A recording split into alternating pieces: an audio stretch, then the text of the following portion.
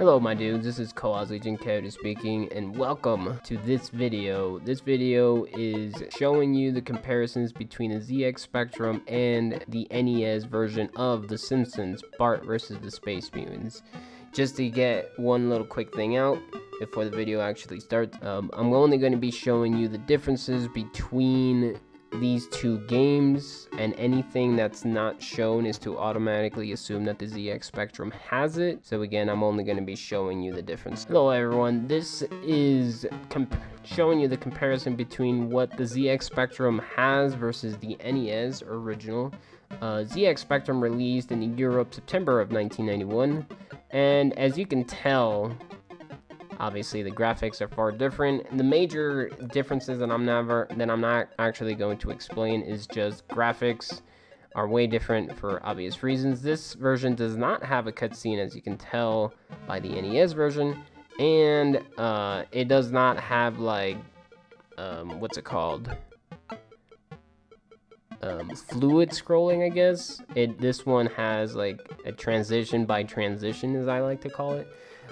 There is, again, no storytelling cutscene. In order to run, you have to hold up on the D-pad. I'm just going to assume that this was played on a keyboard, because if it was played on a joystick, man, it would suck to actually play this, to be able to run and move at the same time. And major difference is whenever you die, the timer does not actually go back up. It just continues counting down. So major differences in the very first level is, as soon as it starts, there it goes.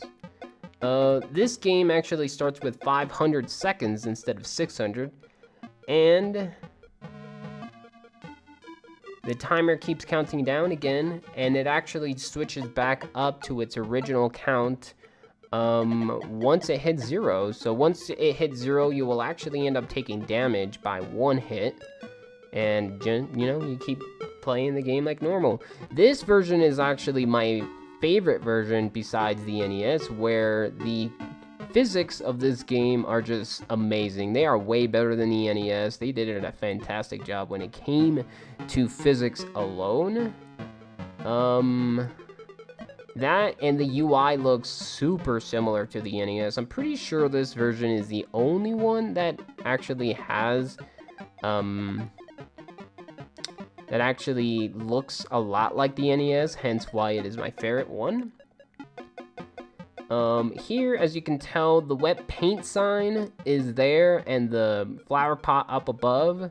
But if you actually come in the very first time into this transition, as I'll show you in a bit, the flower pot is actually red, and as you can tell, the wet paint sign is purple. But if you transition right and then back to left, that wet paint sign turns red. And even if you were to hit the wet paint sign with the wrench like you're supposed to, it actually does not count towards your goal if you actually pay attention. And here, the UI for Mel's Novelty Hut, when it comes to the NES, it's actually Cherry Bomb's Rocket, and here is Rocket Cherry Bombs. Not really sure why it is they changed it. Also, the 2 and the 4 o'clock unique enemy that the NES has does not actually show up in this version. The mutant sprites are obviously very different. Cannot use the payphone, so therefore no special letters or anything fancy like that will be showing up here. A second wet paint sign at the candy shop for some odd reason. Also one less window, so that entire building is actually shorter. What else? There is no dog that actually appears when you get rid of the bird in the bird cage. And here, instead of a police officer coming out from the grass sign, you'll actually end up having to hit the actual keep off sign, which is pretty neat. There is nothing special about this skateboard section other than the fact that you have to play it the right way, because it isn't actually a cutscene when you play in the ZX Spectrum version. It is actually just letters. Also, no bully, so as you can tell, you'll actually end up playing, you know, jumping over more dogs, like 3 sets of dogs, instead of running away from the bully, which is pretty neat. I'm assuming that was just because of memory constraint and whatnot, so therefore you actually don't have an extra 1-up in this version during the skateboard cutscene. Also, they gave you an extra spray can after the skateboard section. Not really sure why. A coin actually appears. Oh, no coin actually appears when you jump over into the skateboard section, which is a little odd. When it comes to the bowling sign, you can actually only hit the bowling part and not the entire sign. So instead of making the entire thing available when it comes to the rockets, you can only hit the actual bowling square section. There is also no extra 1-up by the Quickie Mart or Sound Test, so, you know, no go on that. The location of these purple blinds are actually very different. Not really sure why they did that. And an interesting spot here is when you use the key, instead of it taking you to the modes like the NES is showing you right now, it actually takes you to the building to the right side of where the second set of mutants would be. So here is the right side, and there are the mutants that I was mentioning.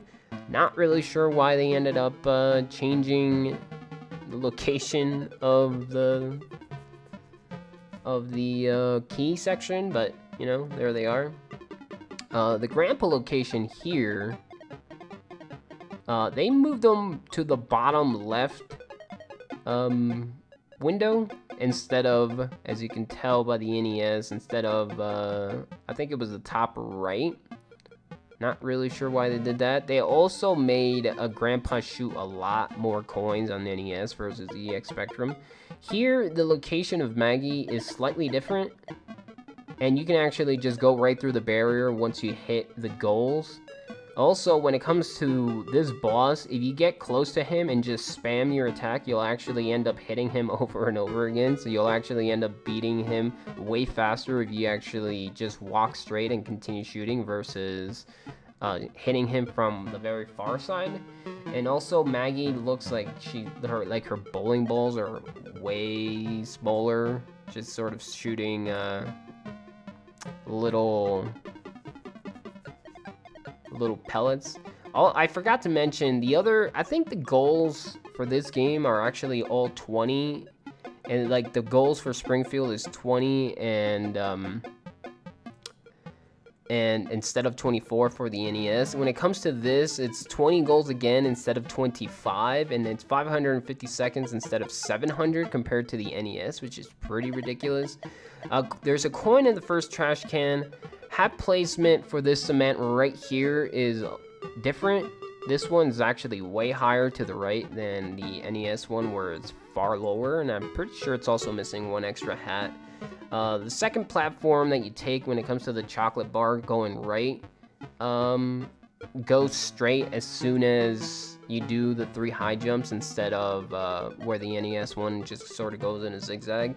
When it comes to the mini balls, you need to hit him 6 times versus 3 in the NES. Not really sure why they ended up making different hit points, but hey. You can actually balance yourself on top of the mini bosses as well if you do it right. You'll actually see a demonstration of that on the boss. And then here, if you use the X-ray on the escalator, you can actually see where Bart is, which is pretty neat.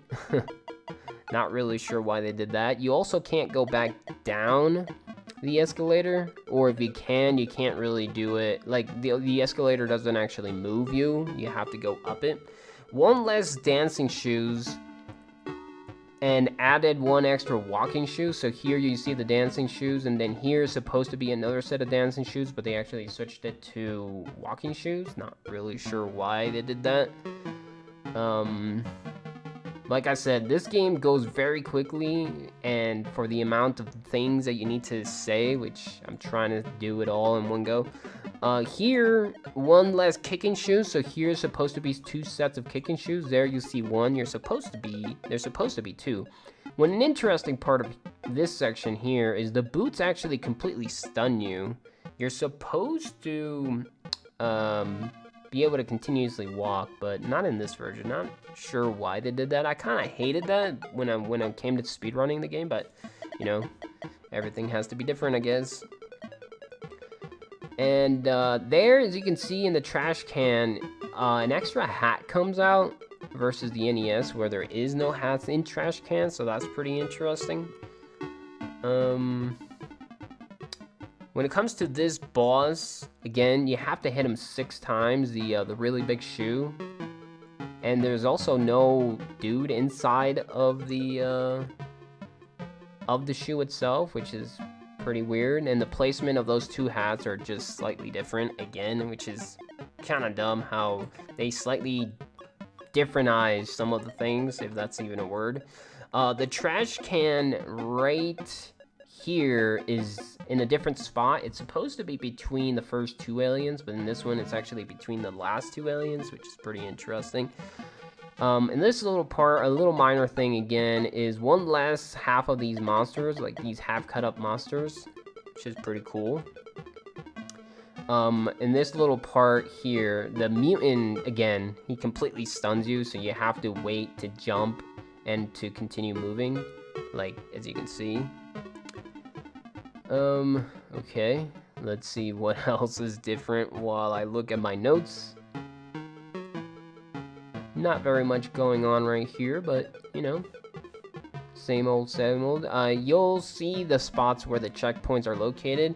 Some of the levels have more, some of the levels have the same amount of checkpoints. Some of them are the, just in a slightly different spot. Not really sure why they did all of that. Here, this entire cement section is way different. There's way more of those wands, and there are no hula hoops nor Jebediah head, as you can tell from the NES. Mainly probably because of, you know, sprite limitations is my easiest guess. There is no 1-up in that trash can between those huge wands like there is for the NES. And there's only 1 hat right here. In the NES, there's actually 3. The boss, the mini boss has 1, and then you see the magic hat there. And then there's supposed to be another one by the escalator, but there isn't one. They only put 1 instead of having 3, which is a little odd. And as you can tell right here, I actually ended up finding a soft lock where if you happen to go up and continue playing the game without actually finishing your goal, the game does not spawn you at your other locations, like at your previous checkpoint, which would be in the level 3. This is level 4 for the boss, so you'll actually end up getting stuck. And as you can tell here, I give you a slight demonstration of what happens when you run out of time. I sped this thing up so we don't have to wait 200 seconds. And notice how I have 1 hit and it says 8 lives, and as soon as I hit 0, it changes to 7 lives, and then I get 2 hits, and there the time resets from whatever time it was to 300, which is a little odd. Again, it is a soft lock because the game no longer lets you go anywhere. That does not happen anywhere else except for here. So that's cool. Also, I'm pretty sure this final boss takes 10 hits, and in the NES, she takes 5. Also, as you can tell, Marge does absolutely nothing. I actually sat there and waited to see if Marge would do something, but she doesn't. What she's supposed to be doing is flinging, I guess, little rocks or whatever in order to remove some of the briefcases that the boss throws at you, but she just sort of sits there with a nonchalant smile and does absolutely nothing. Not really sure why they did that. She's not the only one that does absolutely nothing. Here, coming up with Lisa, you'll see what happens. Here, the NES actually has a goal of 40, but in this game, it's only 20. Also, there's only 2 playable mini-games, so as you can tell, it's only the hats, and later on, you'll see the balloons. Also, when you play the mini-games, you can actually despawn all of the enemies that are in that location, which is pretty cool. Also, when it comes to playing the mini game, when it comes to the balloons, the balloon mini game, here we go.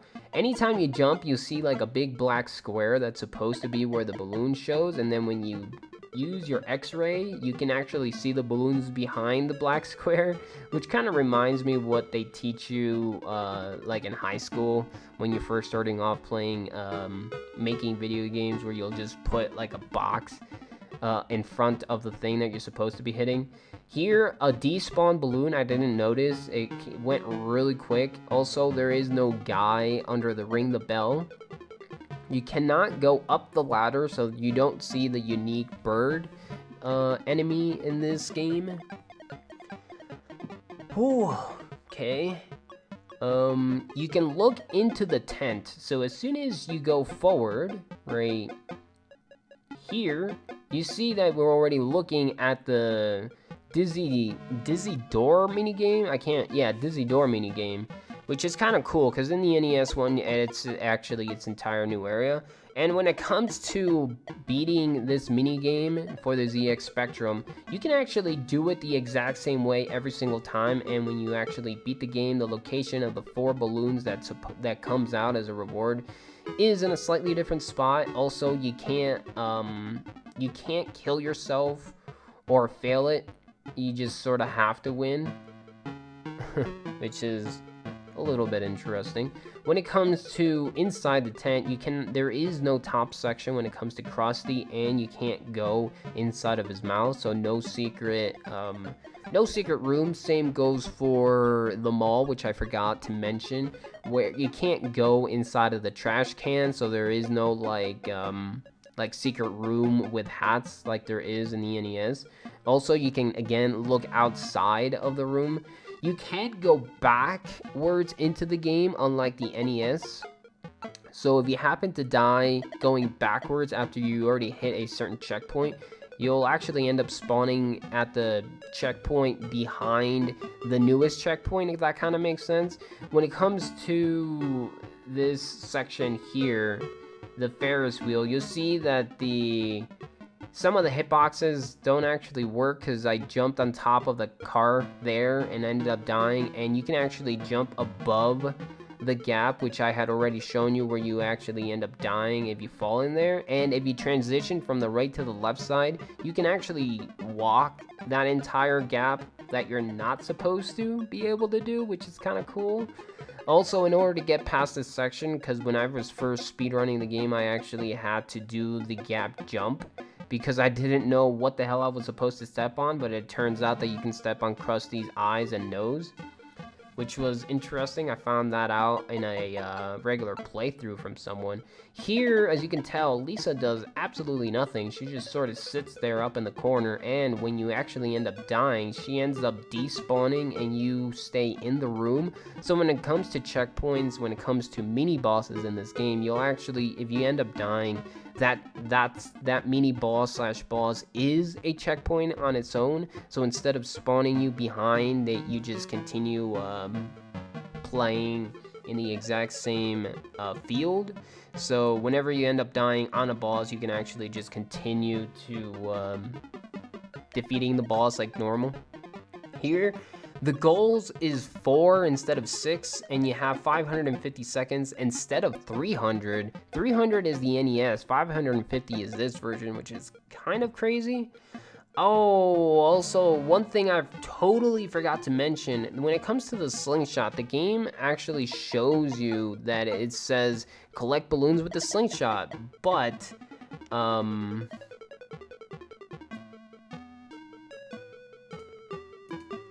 the game says the name as catapult, which is weird. And if you actually end up finishing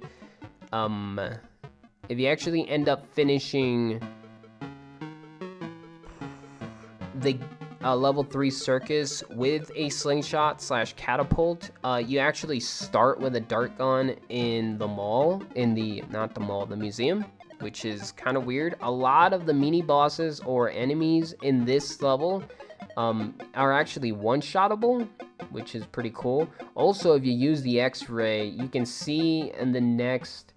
You can see when the gator comes up / when he's going to come up, and a little tracking, which is pretty interesting. There's also only 3 gators instead of 4, and a lot of the mutants that are on the ground move differently / there are more, because in the NES one, it's actually one just going the length of the entire ground where you're located. So, you know, it would go from all the way to the left and then all the way to the right. And here they actually ended up breaking it up in pieces, so you'll end up seeing a little bit more enemies, and they only go like X amount forward and backwards, which is a little bit annoying sometimes. There is no 1-up in one of the glasses like there should be. And when it comes to this gap section, it's a lot shorter. But when it comes to stepping on these red platforms that come out, as you can tell, Bart actually bounces up and down. So in order to move on these things, you have to actually press the jump button and then move forward versus move forward and then jump, because the whole jumping up and down thing really sucks. When it comes to the snake / this part, you're supposed to be collecting some onks right here, but I just call it Kaizo Bart because they just seem to add more spikes, and that's about it.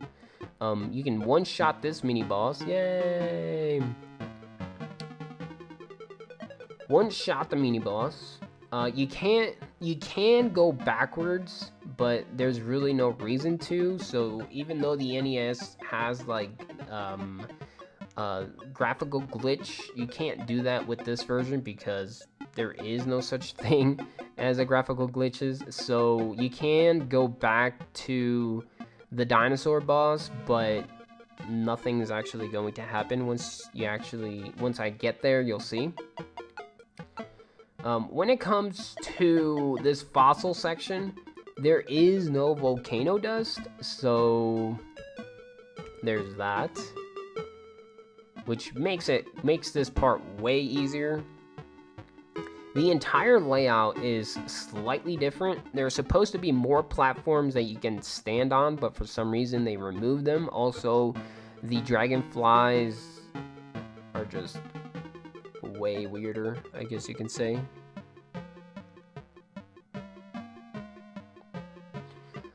Oh, man, I'm just trying to go as fast as I possibly can, and it's just a little bit hard. Sorry if I missed anything, but I did basically show every single thing that's different in this game. Here is the dinosaur boss. There I ended up dying, so they just spawned me right next to him, and boosh. You don't even need to kill him. You can just jump right over him. The location and the /camera view of this boss is way different. You can only see his face versus the NES where you can see his entire body. So when it comes to fighting this boss, as weird as it sounds, here you can see the cops or security guards, whatever it is you want to call them. There you can't go forward. Once you fight the boss, I'll mention it as soon as I get there, which I got very confused the first time I was playing the game. Also, again, the hitbox on that portrait thing is so off. It's a lot further to the left than you think it would be. So that's why whenever I jump, I actually end up falling because I just don't reach. And here is the boss. I mentioned the security guards, and they're right there. That's the boss, the actual boss of the level. He looks exactly like a security guard. I have no idea why the heck they made the actual boss like the security guards, but again, it might be sprite limitations. There you can see Homer throw towels, and instead of, going from the left to the right portrait, they just sort of stick them there in the middle. And again, you can balance yourself on top of the bosses. I don't know how many hits you need to deal this boss with, but I mean, you can just literally stick up in the air and he'll be right underneath you. I'm not even sure if you need to move back and forth. The only reason I did that is because in case I happen to fall off, you move back and forth and you'll end up killing them. There is the map for this game. The map for this game is the exact same thing. The only difference is Bart starts on the far left instead of starting in elevator 1. Here, if you jump below these things, I don't even know what they are. For some reason, it freezes Bart entirely, and you can't move towards the direction that Bart is facing, but you can just get out of that glitch section by simply jumping or moving the opposite of where you did the glitch to begin with.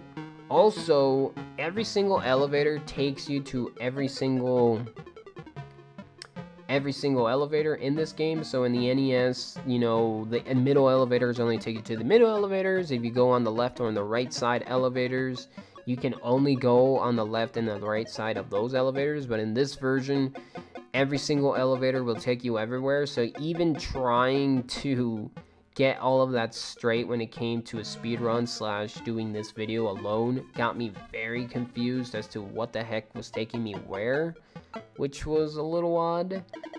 Here, if you use the code when you jump, for some reason it makes Bart completely fly up, which is pretty cool. There is no glitch state that you can be in the basement because of the way the game works in this version, so that's a little bit disappointing. Also, the Lisa locations are like an item. You have to pick them up in order for her to tell you the thing.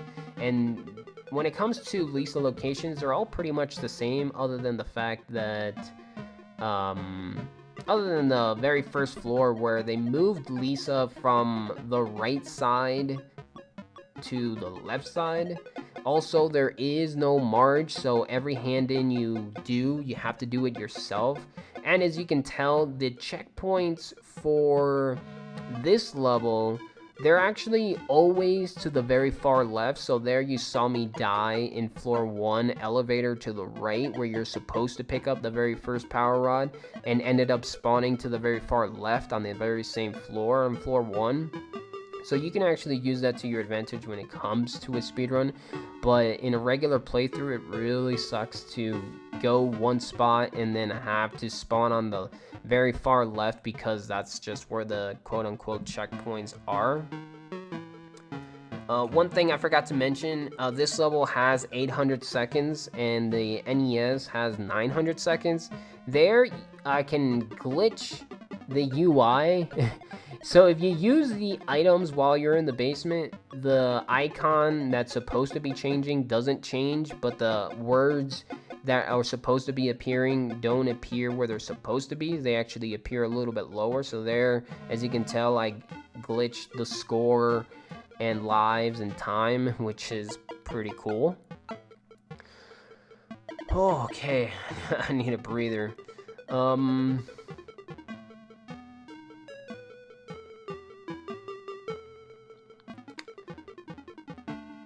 Okay, so if you were to die when you glitched the UI, as you can tell right now, it'll actually go back to normal, so it's not affecting anything whatsoever. It's just, you know, a little graphical glitch. That's pretty much it.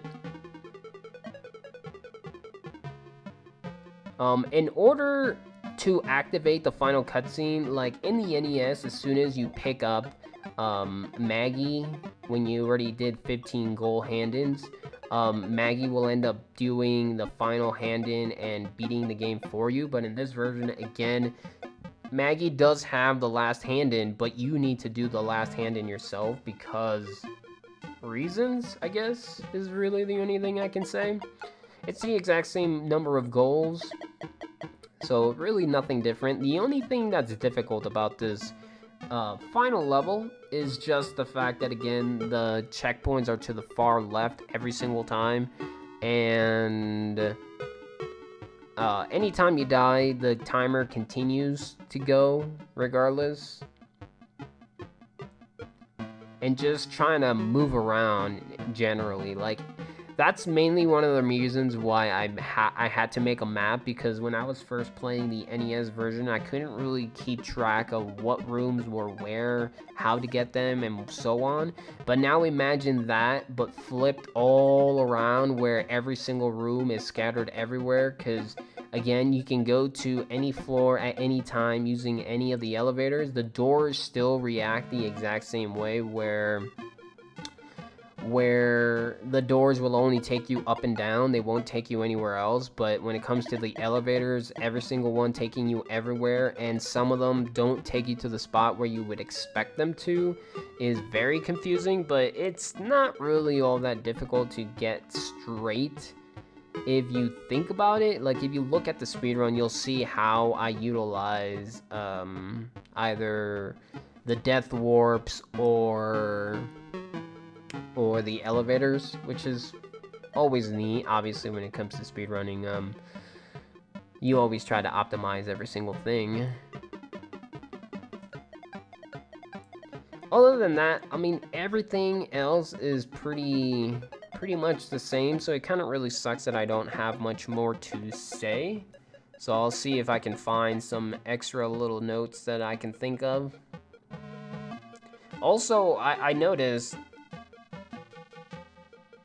well, I would say extra little things actually, but I can't because it wouldn't make sense by the time you're listening to it. So if I happen to miss anything, that's why I have both the NES and ZX Spectrums running at the exact same time. You can pretty much see for yourself. I apologize. Like, for as long as this video is, it's a little bit over 30 minutes or 35, I can't really remember. For as long as it is, like, things just happen very quickly, but I did try and show every single difference between the ZX Spectrum and the NES.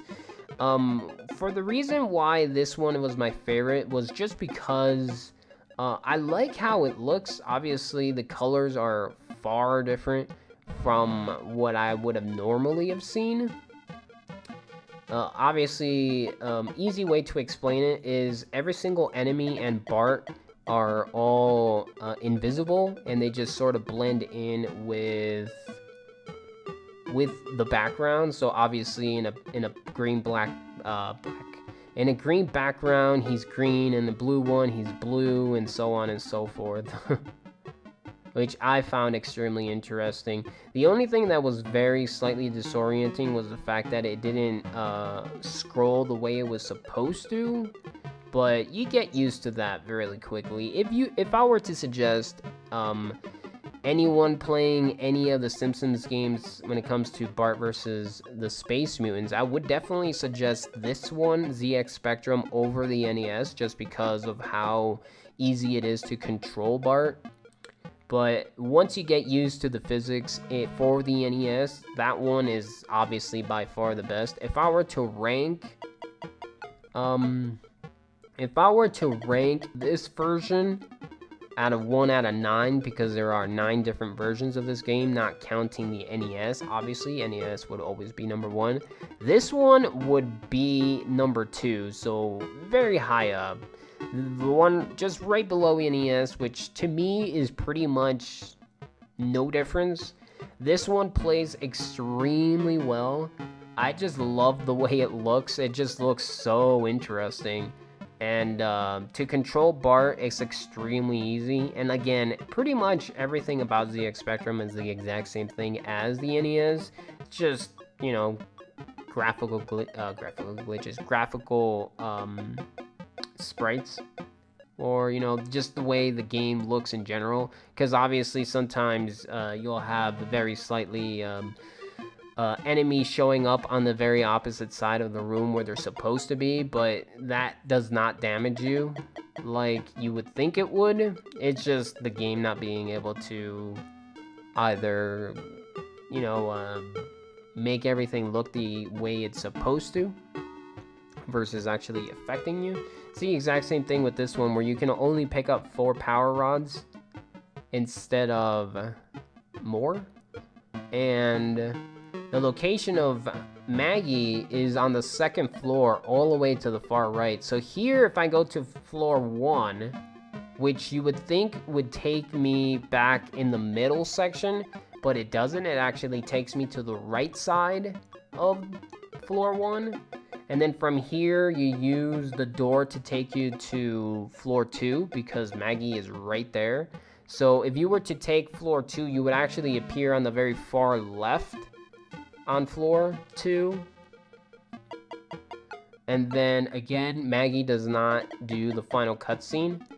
And as soon as you do the cutscene, the ending is very... I was not satisfied with the ending. Like, as you can tell in the NES, you have a little cutscene and then you have, like, Mount Rushmore or wherever the family is located, with a Bart head next to the other 4 heads. Here, you get... You beat the game, yay! And then you get Bart J. Simpson, Intergalactic Space Hero. That's it. And yellow eyes, because apparently they couldn't make him white. And also a cool little thing that I forgot to show off on the NES one is the kill screen. There will actually be a